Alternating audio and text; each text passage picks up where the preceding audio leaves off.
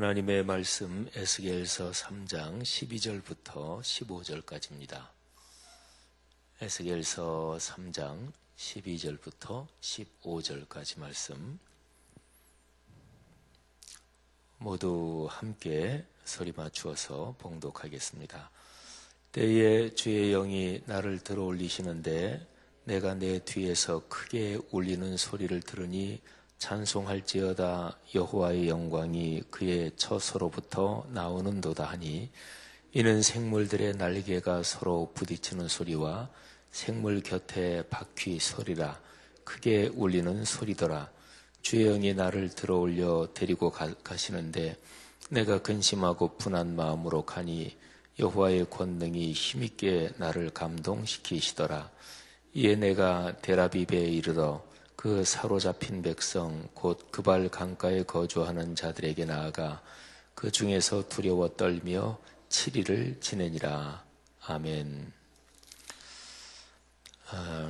에스겔이요, 그 하나님이 에스겔을 부르실 때 그 환상을 본 장소가 그발 강가입니다.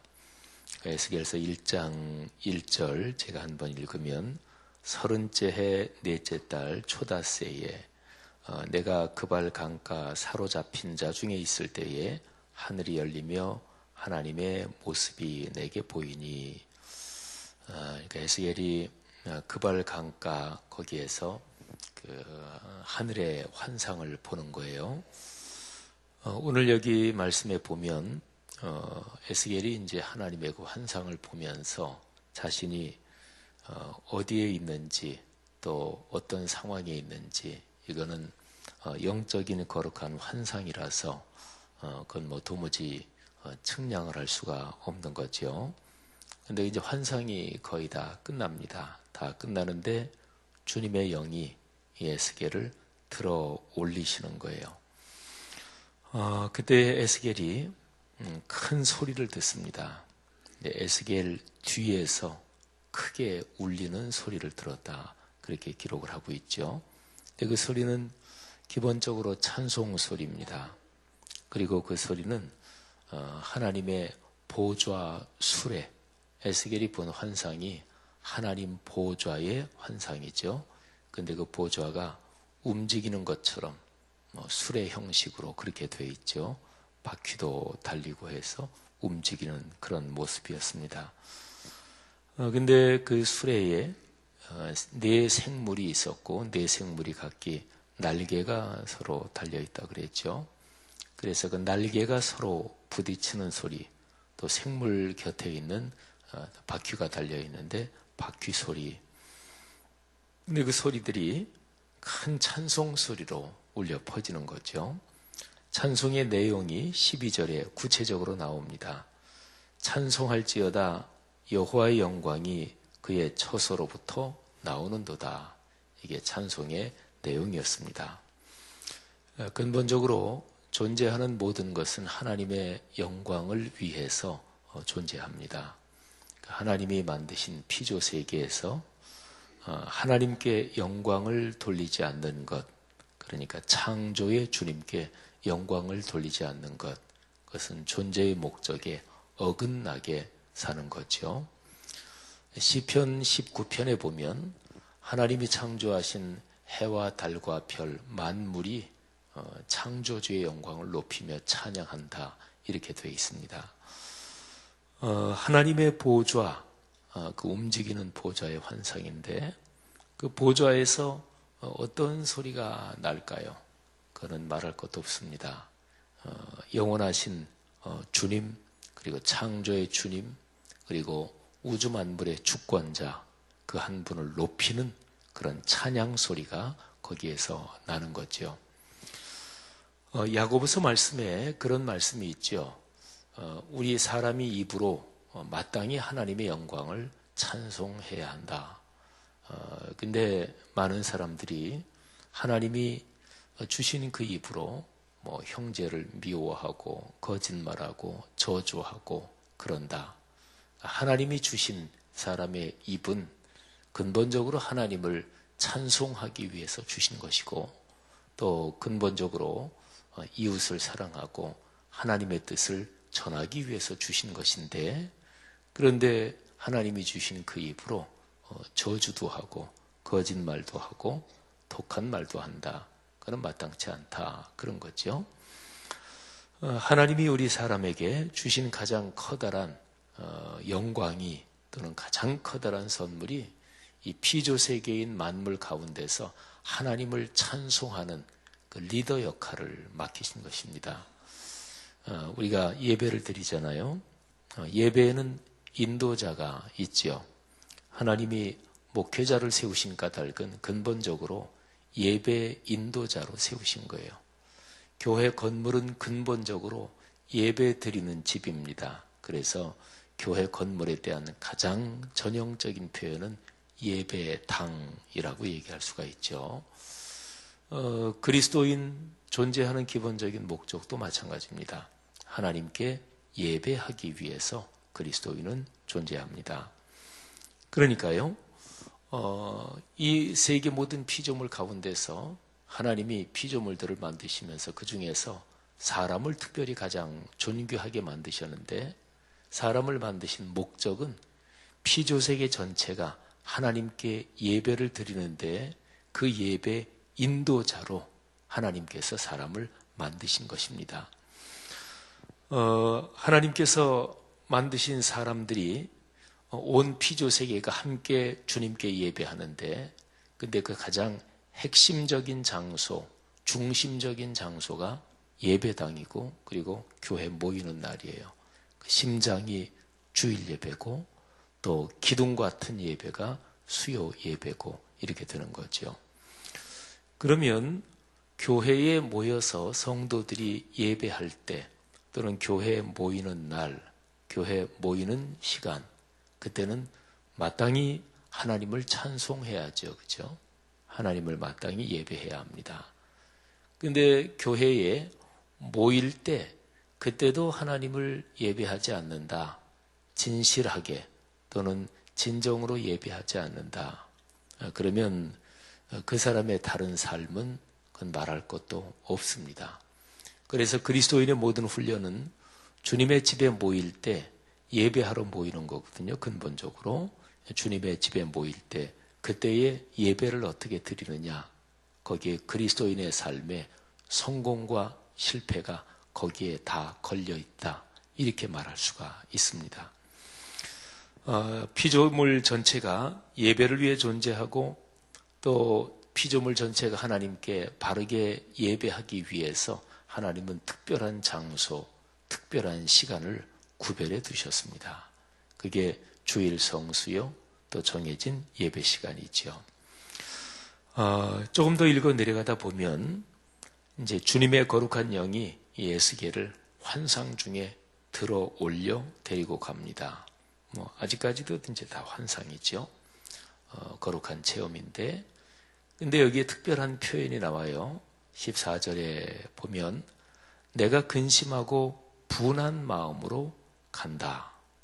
그러니까 거룩한 영의 에스겔을 이렇게 들어 올려서 이렇게 데리고 가시는데, 에스겔의 그때 심정이 근심이 심하고, 그리고 마음에 아주 분한 마음이 있었습니다. 이게 어떤 상황일까요? 그리고 그 다음에 보면 여호와의 권능이 힘있게 나를 감동시키셨다 하고 기록하고 있습니다. 그러니까 에스겔의 심정은 이렇게 이동하면서 거룩한 영이 들어올려서 데리고 가시는데 마음이 막 분해요. 또 근심이 많아요. 그런데 바로 그런 상황에서 하나님의 권능이 에스겔을 강하게 감동시키십니다. 여기에 나오는 에스겔의 근심, 그리고 에스겔의 분노는 하나님의 거룩한 일을 위한 근심과 분노입니다. 그러니까 에스겔이 하나님께서 보여주신 환상 가운데 이스라엘 민족의 죄악 또는 패역한 그 당시의 시대, 여기에 대해서 거룩한 분노를 가지는 거지요. 그러면서 주님의 일을 위한 마음속에 간절하고 절절한 마음을 가지는 거예요. 대개 어떤 일에 대해서 분노할 때 그때의 심정은 이런 심정이 있습니다. 그 일이 해결되는 게 그건 간단하다. 그 문제도 아니야. 뭘 걱정할 게 뭐가 있어? 이런 상황이면 분노까지 일어나지 않을 수도 있어요. 그죠? 뭐 어떤 일이 아주 간단하고 그건 아무것도 아니다. 그러면 막 분노하고 막 이런 게 안 일어날 수도 있잖아요. 근데 그리스도인이 가지는 분노는 여러 가지 측면이 있는데, 하나님의 뜻과 어긋난 상황이다. 그리고 하나님의 이름이 이게 가볍게 여김을 받는다. 그리고 예수 그리스도의 복음이 이게 무시당한다. 또는 복음의 자존심이 짓밟힌다. 이럴 때 그리스도인은 마땅히 분노해야 합니다. 그거를 거룩한 분노라고 말할 수가 있죠. 예수 그리스도께서 성전에 들어가셨을 때 성전이 장사치들의 무대가 돼버린 걸 보고 예수님이 분노하시잖아요. 하나님의 성전은 기도하는 집 그리고 예배하는 집이어야 하는데, 근데 거기를 종교적 권력의 이권이 난무하는 곳으로 그렇게 다 바꿔놨단 말이죠. 예수님께서 그걸 보시고 막 분노하시는 거예요. 그리스도인은 하나님의 뜻이 짓밟힌다 또는 하나님의 뜻에 어긋나는 어떤 상황을 본다, 이럴 때 그리스도인은 마땅히 분노해야 돼요. 그 사람이 분노하는 걸 보면 또는 그 사람이 근심하는 걸 보면 그 사람의 가치관을 알 수 있습니다. 내 자존심이 상할 때 그때 사람은 누구나 다 분노합니다. 누구나 다 화가 나고요. 그리고 내가 손해볼 때 사람은 누구나 다 마음이 좋지 않습니다. 그거는 인간 공통이에요. 근데 적어도 내 자존심보다 더 중요한 일이 있다. 그러면 그 사람의 가치관에 뭔가 특별한 게 있는 거예요. 아니, 사람이 자기 자존심보다 더 중요한 게 뭐가 있겠어요? 그잖아요. 일반적으로 그런 거거든요. 근데 예를 들어서 살면서 부모는 자식을 위해서면 자기의 자존심도 접을 때가 있습니다. 내 자식을 위해서, 내 손주를 위해서는 다른 사람한테 머리도 숙입니다. 사람이 먹고 사는 게 중요하잖아요. 그러니까 경제적인 문제라면 내 자존심도 그냥 숙입니다. 근자에 우리나라에서 어떤 재벌 3세가 그 재벌 3세가 있는 그 회사 거기에 법률 자문단을 폭행을 하고 또 여자 법조인들은 머리채도 끌어잡고 그렇다고 뉴스에 나왔잖아요. 근데 그 변호사들, 그 법조인들이 우리는 처벌을 원치 않는다 이랬단 말이에요. 근데 그 법조인들이 얼마나 자존심이 강한 사람들인데, 근데 그 재벌 3세 그 기업의 돈 때문에 그런 거죠. 뉴스에도 그런 게 다 나오더군요. 그러니까 사람은 살면서 먹고 사는 문제가 현실적이기 때문에 내 생계가 걸렸다 그러면 자존심도 숙입니다. 그러니까 내 자존심도 숙인다, 내 자존심도 꺾는다, 그러면 그 문제는 무지무지하게 중요한 문제예요. 그러면 한번 생각해 보세요. 우리는 주님의 거룩한 복음을 위해서 분노하시나요?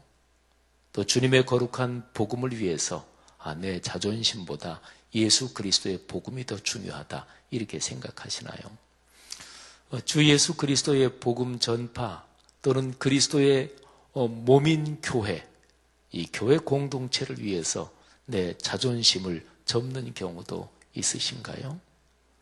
오늘 여기에 에스겔은 주님께서 보여주신 환상 가운데 주님의 뜻이 짓밟히고 또는 주님의 뜻에 어긋나는 이스라엘 민족의 상황 또는 그 당시의 삶을 보면서 마음속에 분노했고 그리고 근심했습니다. 그 사태를 아주 심각하게 생각한 거죠. 하나님께서 그때 에스겔에게 힘을 주셨습니다. 아주 거룩한 권능으로 에스겔을 강력하게 감동시키셨습니다. 그래서 에스겔이 하나님이 지금 부르신 그 일을 넉넉하게 감당할 수 있도록 아주 힘을 주신 거죠. 하나님의 일을 위해서 분노하고 하나님의 일을 위해서 애를 쓰고 기도하고 근심하고, 이거는 하나님의 뜻을 이루는 근심이죠. 그런 사람은 복이 있습니다. 하나님의 권능이 그때 그 사람에게 같이 합니다. 그 사람을 혼자 내버려 두지 않으시고 하나님의 여호와를 위한 열심을 가진 그 사람에게 하나님이 힘을 주시는 거죠. 우리의 삶이 그렇게 되기를 바랍니다. 그리고 15절 말씀에 보면 하나님의 거룩한 영이 에스겔을 어디로 데리고 가냐면 델아빕으로 데리고 갑니다. 근데 이스라엘 지리나 이런 걸 조금 아시는 분은 오늘날 이스라엘 거기에 텔아비브라는 도시가 있는 거를 얼른 떠올릴지 모르겠어요. 텔아비브. 근데 여기에 나오는 델아빕, 이거는 이스라엘에 있는 텔아비브 그 도시를 얘기하는 게 아니고요. 바벨론에 있는 그 어떤 지명을 가리키는 것입니다. 아마 그발 강가, 그 가까운 데 있는 도시일 것입니다. 그래서 여호와 영이 델아빕 그쪽으로 에스겔을 데려가고요.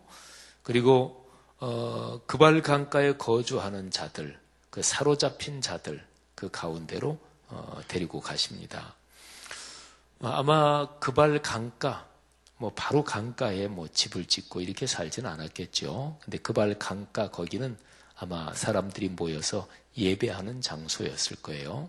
그리고 그발 강가에서 그렇게 멀지 않은 곳에 델아빕이라는 그 마을이 있었을 테고, 그 도시가 있었을 테고, 거기에 끌려간 사람들이 아마 집단으로 거주했든지 그랬겠죠. 15절 맨 마지막에 보면 그들에게 가서 7일 동안 지냈는데 두려워 떨었다, 이렇게 기록이 되어 있습니다. 여기에서 에스겔이 두려웠다 그리고 떨었다, 이건 또 무슨 표현일까요? 그 앞에 14절에 여호와의 권능이 에스겔을 힘있게 감동시키셨다고 기록하고 있잖아요. 근데 하나님의 권능이 힘있게 감동시키셨는데도, 그런데도 두려웠고 그런데도 떨었다는 말일까요? 여기 15절에 있는 이 표현은 극도의 경외심을 가리키는 걸로 해석해야 적절할 것입니다. 그러니까 에스겔이 하나님의 보좌, 그 천국의 보좌, 그게 또 움직이는 술의 보좌, 그러니까 쉽게 얘기하면 하나님을 체험한 거예요. 그러니까 에스겔의 그 감동 또는 그 충격이라고도 얘기할 수 있겠죠. 그게 얼마나 컸겠어요. 대개 사람이 살면서 아주 큰 충격적인 일을 경험하면 그게 평생 남습니다. 그래서 안 좋은 일 같은 거를 경험하면 그게 평생 속에서 스트레스가 되고 그리고 장애가 되기도 해요. 그래서 그런 걸 가리켜서 외상 후 스트레스 장애라고 그러죠. 그런 게 이제 막 사람을 불안하게 만들고, 그 생각나면 막 가슴이 막 뛰고 막 호흡이 가빠지고, 또는 그것 때문에 막 잠을 못 자고 이러는 거죠. 거꾸로 좋은 일도 마찬가지예요. 아주 참 행복한 일이 있다 그러면 이게 평생 마음에 생각할 때마다 기뻐지고 행복하고 힘이 되고 이러는 거죠.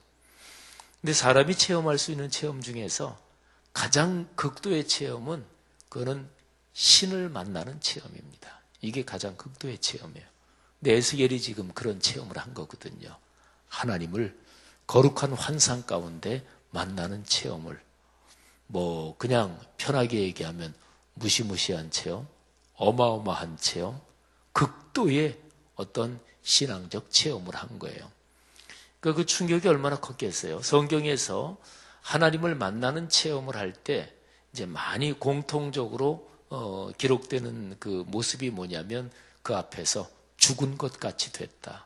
엎어져서 엎드려져서 막 죽은 것처럼 힘이 다 빠지고, 그거는 체험이 워낙 대단하니까 그런 거죠. 그러니까 여기서 두려워 떨었다, 그거는 살아계신 하나님을 만나고 그 보좌의 환상을 보고서 에스겔이 그 영적인 충격 때문에 그랬다. 그래서 극도의 경외심이 생겼다, 이렇게 볼 수가 있겠죠. 그 7일 동안 에스겔은 아마 자기 살아온 인생에서 한 번도 그런 적이 없었던 것처럼 온통 다, 그야말로 온통 다 하나님만 생각하고, 그리고 그 체험한 것을 생각하고 그랬을 거예요. 그러면서 7일 동안 예스겔은 생각, 마음 또는 그의 의식 여기에 완전히 하나님으로 꽉 찼을 것이고 자기가 본 환상 그거를 그냥 매일 생각했을 것이고 아마 꿈도 그렇게 꿨을 거예요. 어떤 일에 정도 이상으로 집중하잖아요. 그러면 사람이 바뀝니다. 사람이 바뀝니다. 특별히 종교적 체험을 아주 강하게 하면 사람이 완전히 바뀌어요. 그러니까 이단에 사로잡히는 것도 그런 거예요. 이단을 우습게 보면 안 돼요. 그리고 다른 종교, 세상에는 하나님의 거룩한 영뿐 아니라 별, 귀신, 잡신, 악령이 두루두루 많은 거니까. 그러니까 다른 종교나 이런 데서 접신 체험을 하고 빙의라고도 그러죠. 뭐에 씌운 거 있죠. 그죠? 그런 체험은 강력한 거예요. 그런 체험을 하면 그게 그 사람을 바꿔버립니다. 그렇게 생각하면 하나님의 거룩한 영에 사로잡혀서 그리고 하나님 보좌 그 모습을 보고 하나님을 만난 건데 예스겔은 일주일 동안 그 거룩하고 영광스러운 모습에 극도의 경외심을 가지면서 온통 생각이 하나님 생각, 하나님의 보여주신 환상이 무슨 뜻일까? 하여튼 일주일 내내 그랬단 말이에요. 그러면서 에스겔은 편하게 얘기하면 사람이 바뀌었을 것입니다. 근데 그게 맞죠. 사람이 바뀌어야 주님의 일을 하지. 그잖아요. 우리 그리스도인의 삶은 이게 예수를 믿으면서 사람이 바뀌는 거잖아요. 얼마나 그 바뀌는 게 심한지 나는 죽고 그리스도께서 내 안에 사신다. 그렇게 말하잖아요. 그러니까 문제는 바뀌지 않는 게 문제입니다. 문제는 내가 죽지 않는 게 문제입니다. 근데 내가 생각해서 이렇게 생각하면서 내가 죽어야지. 내가 변해야 되는데. 근데 이게 사람 생각으로 되지 않아요. 하나님의 거룩한 능력으로 됩니다. 그러니까 근본적인 문제는 하나님을 만나지 못한 것이 문제입니다. 만나야 바뀌죠. 뭔가 강력하게 사로잡혀야 바뀔 거 아니겠어요? 하나님을 만나는 길이 무엇인가요? 그게 바로 거룩한 말씀의 체험을 통해 하나님을 만나는데 그 시공간이 예배라는 거죠. 그러니까 예배에 얼마나 성실하고 진실하게 또 성경 말씀대로 예배의 날을 드리느냐, 그게 이제 그리스도인의 삶의 핵심입니다. 성도 여러분들이요, 교회는 예배 공동체고 또 그리스도인의 존재 목적이 하나님을 경외하고 예배하는 데 있습니다. 우리가 걸어가는 삶의 길에서 예배 중심으로 또 거기에서 하나님이 주시는 온갖 아름다운 복과 선물을 넉넉하게 누리시고 또 하나님이 여러분에게 주신 것을 다른 사람들에게 넉넉하게 베풀며 나누며 사시기를 바랍니다. 그걸 가리켜서 선교라 그래요. 그걸 가리켜서 전도라고 그래요. 그리고 선교, 전도는 하나님께서 세상을 창조하시고 그리고 타락한 세상을 구원하시기 위한 하나님의 가장 근본적인 뜻입니다. 기도하겠습니다. 하나님 아버지 은혜 감사합니다. 에스겔 선지자가 하나님께 부르심을 받을 때 그 체험한 그 거룩하고 영광스러운 체험을 묵상했습니다. 하나님, 우리가 걸어가는 삶의 길에서 예배를 통해 그 자리, 그 시공간에서 다시금 그리고 거듭해서 주님을 깊이 만나게 하시고 그리고 그 체험에서 얻은 힘, 주님께서 거기에서 주시는 온갖 아름다운 복과 선물들 넉넉하게 누리며 살게 하옵소서. 사람은 살면서 걱정하고 염려하고 불안하고 그럴 일거리들 또 그런 상황이 사실은 많습니다. 그러나 주님을 만나고 주님을 만나는 체험에서 얻은 그 영적인 힘, 그 거룩한 능력 때문에 다른 그 어떤 것도 두려워하지 않게 하옵소서. 우리 귀한 성도들의 가정생활, 아들, 딸, 손녀, 손자, 사업이나 직장 또는 걸어가는 하루하루의 삶에 주님께서 문제는 해결해 주시고 또 용기가 필요하고 지혜가 필요하고 추진력이 필요한 일에 하나님께서 필요한 것들을 채워 주옵소서. 오늘 하루도 하나님께서 이 귀한 분들을 그렇게 축복하시고 여기 있는 우리들이 오늘 하루 생활하면서 만나는 모든 사람들에게 성령의 거룩한 능력을 더해 주옵소서. 수능 끝나고 대학 입학 과정 진행하는 모든 사랑하는 젊은이들에게 하나님이 각별한 은혜를 베풀어 주옵소서. 예수님 이름으로 기도 올립니다. 아멘.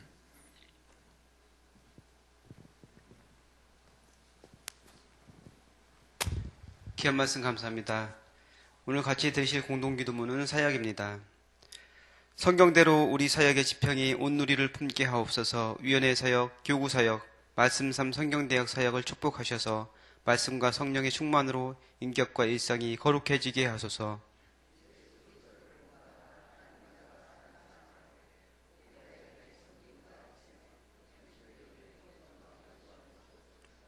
한 사람을 사랑하고 세우는 일이 사역의 근원이 되게 하시고 하나님 나라에 헌신하는 작은 모임을 거룩한 영으로 채우시며 우리 사역이 사회의 변동과 역사 흐름을 이끌어가게 하옵소서. 아멘. 주기도문 하시겠습니다. 하늘에 계신 우리 아버지, 아버지의 이름을 거룩하게 하시며 아버지의 나라가 오게 하시며 아버지의 뜻이 하늘에서와 같이 땅에서도 이루어지게 하소서. 오늘 우리에게 일용할 양식을 주시고 우리가 우리에게 잘못한 사람을 용서하여 준 것 같이 우리 죄를 용서하여 주시고 우리를 시험에 빠지지 않게 하시고 악에서 구하소서. 나라와 권능과 영광이 영원히 아버지의 것입니다. 아멘. 기도 제목 나누겠습니다. 지금 들은 말씀이 내 삶으로 이어지게 하옵소서. 화요 여전도의 기도회와 교구 기도회, 교구 전도팀에게 기도 응답과 전도의 열매를 허락하소서. 성경 2000 통독을 통해 말씀의 복이 충만하게 하소서. 평신도 인문학 독서 모임 두 번째를 통해서 하나님을 아는 지식에서 자라게 하여 주옵소서. 각 기관 총회와 연말 사역을 준비하는 손길을 복되게 하옵소서. 말씀 성전 입당 7주년을 준비하며 더욱 힘차게 부흥하는 교회가 되게 하여 주옵소서. 지진으로 인해 고통받는 이들을 지켜주시고 북한의 위협으로부터 우리나라를 보호하소서. 그리고 올레솔론고를 위해서 계속해서 기도해 주시고 여러분 가지고 나오신 소원 주님께 아뢰신 후에 저희 이렇게 돌아가시기 바랍니다. 기도하시겠습니다. 하나님 감사합니다. 오늘도 귀한 말씀을 통해서 우리가 주님의 귀한 뜻을 발견할 수 있도록 인도하시니 감사합니다. 주님을 예배하는 것이 얼마나 귀하고 소중한지 우리가 새롭게 깨닫게 되었습니다.